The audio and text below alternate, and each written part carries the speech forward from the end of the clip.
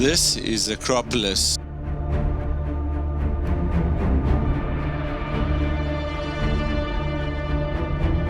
And here's the Odeon of Herodes Atticus, built in 161 AD by the wealthy Roman senator Herodes Atticus in the memory of his wife.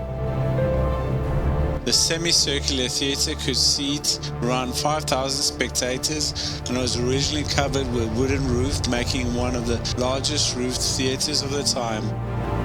The acoustics were so perfect, the voice carried to the very back without microphone. A semicircular seating and circular orchestra was restored using Pentelic marble in 1950s. Since then, it's been the main venue for Athens Festival, running from May through October each year. Acclaimed Greek and international performer. Legendary artists have performed here like Nana Mouskouri in 1984 and Luciano Pavarotti in 1991 and 2004. This is the Propylaea, the grand entrance of Acropolis. It was built between 437 and 432 before Christ under the architect Nicekeles, using a gleaming Pentelic marble from Mount Penteli, the same marble used for the Parthenon. The Propylaea was designed not just a gateway but as a statement, symbolizing the power and perfection of Athens. Even today, passing through the massive Doric columns feels surreal, like stepping through time in the ancient world. What's fascinating is that the Propylaea was never fully completed, possibly because of the outbreak of the Peloponnesian War. Yet, even unfinished, it became one of the most iconic gateways in history. Over centuries, it's been a Byzantine palace, a Frankish fortress, and even part of the Ottoman garrison. Every block carries a century of change.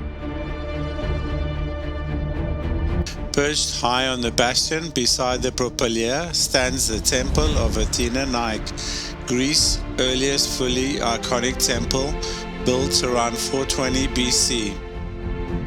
Dedicated to Athena and Nike, goddess of wisdom and victory, stood up open to the skies and sanctuary of hope during Athens' long war with Sparta. Its sheer wall was guarded by Nike parapet, carved with a winged figure celebrating triumph and sacrifice. Pericles once said, "Future ages will wonder at us as the present age wonders at the works of the past." And standing here, I see exactly what he meant. He died before it was completed, but his dream lived on. In every column, every stone, every visitor who stands in awe today. Pericles didn't just build a monument, he built a legacy that still inspires the world.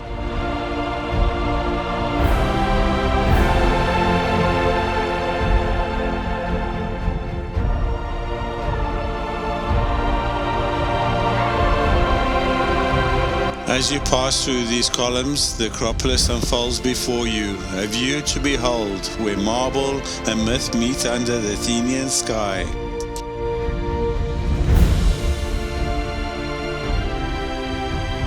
This breathtaking view was no accident. The ancient Greeks designed every angle with precision, so each temple revealed itself in a perfect harmony with the next.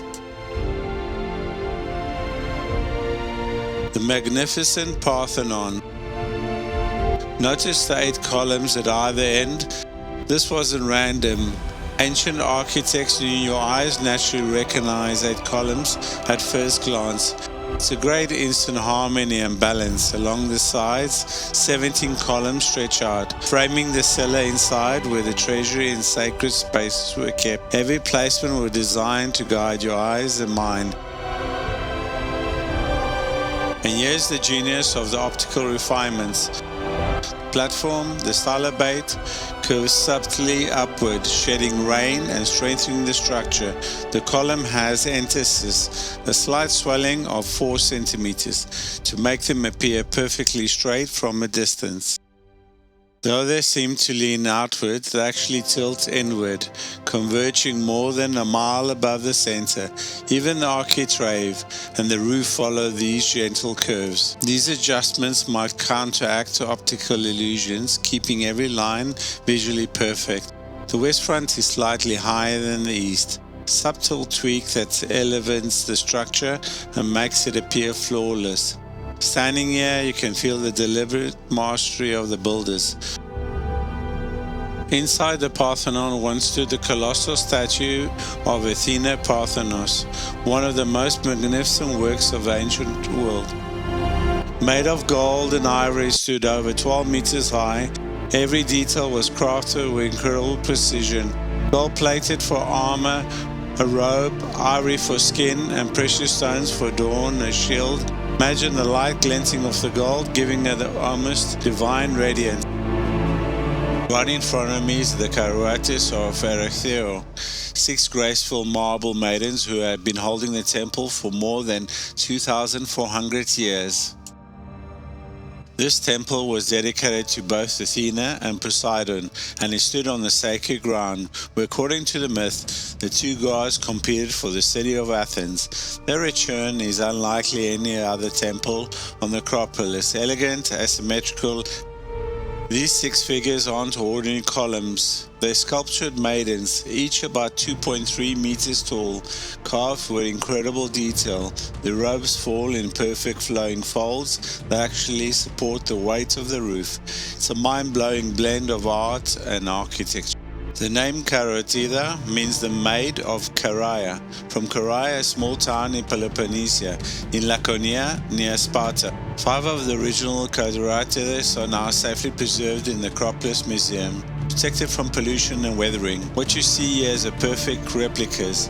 And missing the 6th figure, she was taken to London in the 1800s and now stands in the British Museum.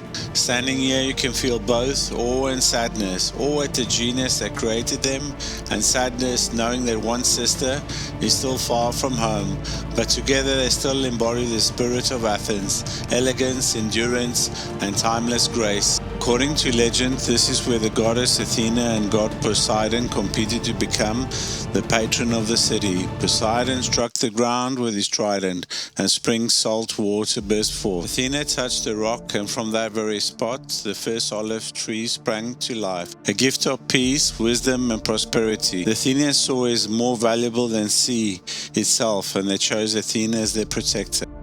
These columns weren't just designed to look beautiful, they were built to last. The Parthenon survived centuries of earthquakes, wars, and even explosions. Its columns were made from stacked marble drums that can flex slightly, so instead of collapsing during tremors, they stay, and nothing here is perfectly straight. The base curves slightly, the columns lean inwards, and subtle lines behind to trick your eyes into seeing a perfect symmetry. Standing here, it's incredible to realize that ancient Greeks were designing earthquake-resistant building over 2,400 years ago. Each column isn't a single piece. They're stacked marble drums locked together as bronze dolls. No mortar is used and the precision is amazing. Some joints are so tight you couldn't slip a blade of grass between them. I'm standing here with a total awe. How could anyone build something like this without modern tools?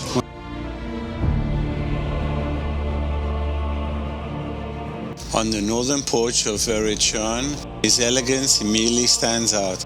Perfect example of our iconic order. 6 tall, slender column rises before me, the spiral capitals curling like waves of the Aegean. Above, a coffer ceiling one shimmered with detail, each sunken panel carved with care, and at its center a single opening marks the mystical spot where Zeus' thunderbolt was said to have struck.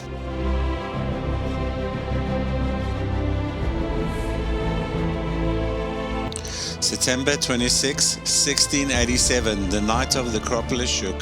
For centuries the Parthenon had stood untouched, a beacon of ancient glory. But as the Venetian commander Francesco Morosini besieged Athens during the Marian War, his fate changed forever. The armored Turks who held the city had turned the Parthenon into a gunpowder store, believing its sacred walls were protected, but at 7 p.m. a single Venetian mortar fired from Philopaphos Hill struck true. The blast tore through the heart of Parthenon, its marble cellars shattered. Columns fell like dominoes, and sculptures that endured 2 millennia was reduced to rubble in seconds. What had survived earthquakes and empires was undone by a fire of war.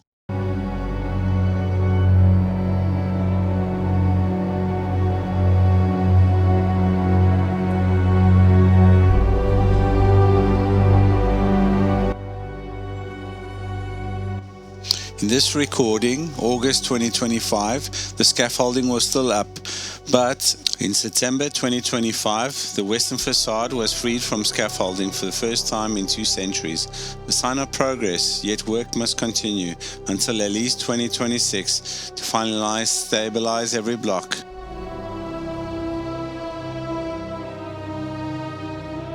Today, standing among these ancient stones, one sees only the legacy of the past, the labor of a generation. Since the 1970s, the restoration of the Parthenon has been underway, a project spanning decades and costing tens of millions of dollars.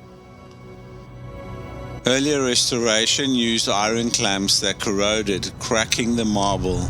Modern work now replaces these with titanium. Reassemble displaces blocks and catalogs more than 70,000 individual fragments. At one point, the project already exceeded $90 million, funded by the Greek state through European Union, the private donors. The project has employed more than 150 specialists, architects, archaeologists, engineers, marble craftsmen from the island of Tinos, and the very island that gave the Parthenon its original marble nearly 2,500 years ago. Just below the southern slopes of Acropolis lies another masterpiece, the Theatre of Dionysius. Here, more than 2,000 years ago, the works of Sophocles and Euripides echoed through the marble seas.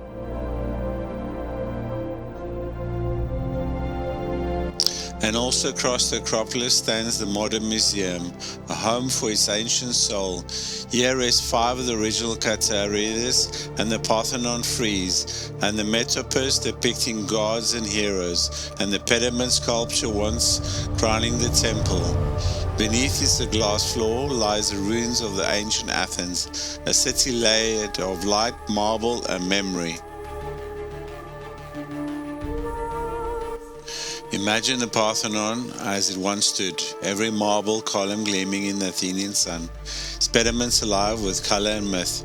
Inside, a towering statue of Athena Parthenos, grafted in gold and ivory, guarded the treasure of the city.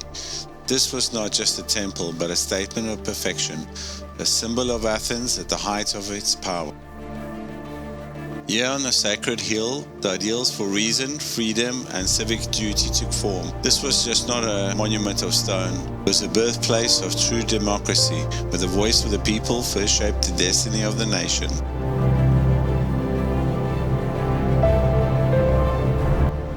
History leaves its mark in stone, in spirit, and in the hearts of those who walk in the ancient path. As the soldiers march past, carrying the Greek flag with solemn respect, we are reminded of the enduring spirit of Athens, from the rise of the Acropolis to its legacy today. Every column, every sculpture, every story reflects what humanity can achieve.